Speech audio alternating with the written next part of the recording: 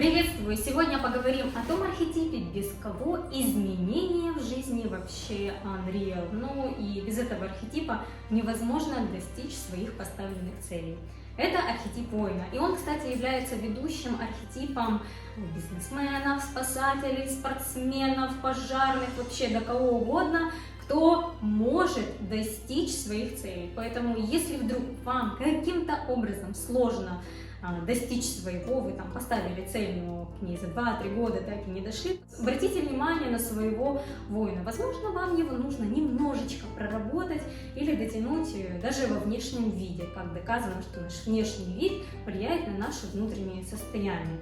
Итак, воин – это энергия, которая помогает нам достигать поставленных целей, это энергия перемен, побед в жизни, такой вот двигатель всего. Именно эти энергии управляют нашими амбициями и дарят нам дух победителя. Несмотря на то, что в чистом виде это считается мужской архетип, но он присущ как мужчинам, так и женщинам. Воин не нападает, он обороняется и еще он спасает.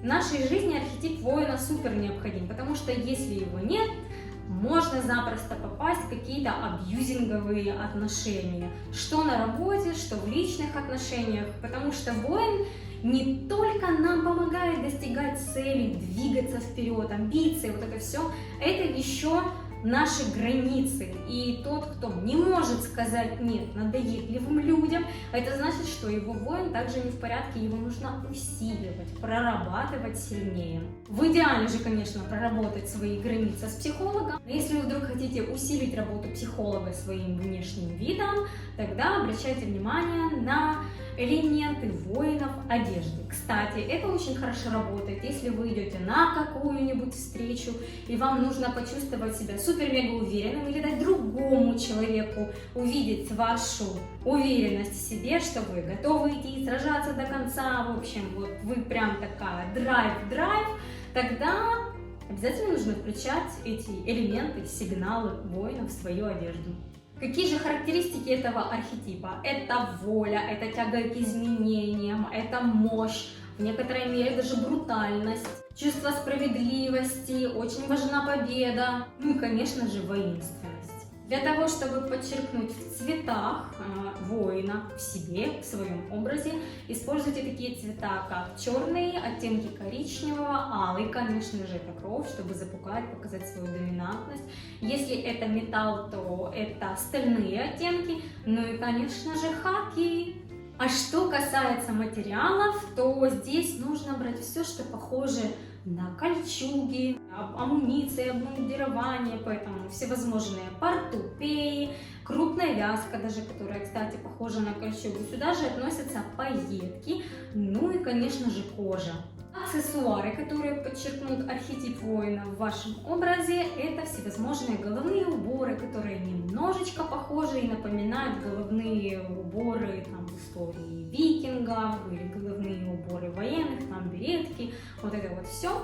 Сюда же входят массивные, широкие кожаные пояса с большими пряжками, любые там эполеты, какая-то военная амуниция, сумки каркасные, кожаные. Если это обувь, то она обычно на такой тракторной, хорошей платформе. В силуэтах это подчеркнутые плечи, прям могут быть даже супер-мега утрированные. А в прическах это коротко стриженные волосы, а если у вас длинные волосы, то это низко уложенный хвост или просто забранные волосы, все от лица назад, такие гладкие-гладкие.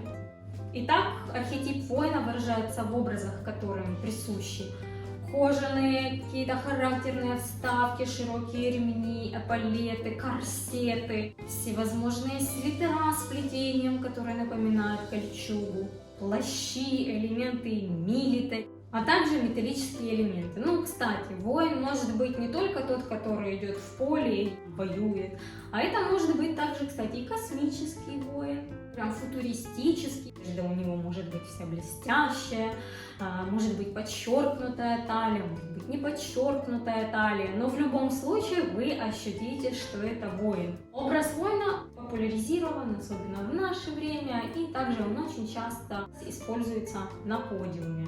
Иногда воину вообще не нужно показывать, что он воин, если его борьба будет вестись не со внешним миром, а, например, там с внутренним.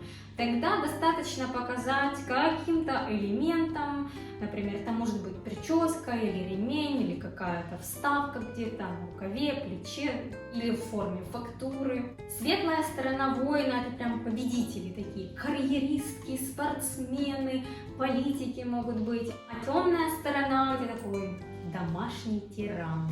Ну и архетип воина очень редко встречается прям в супер чистом виде.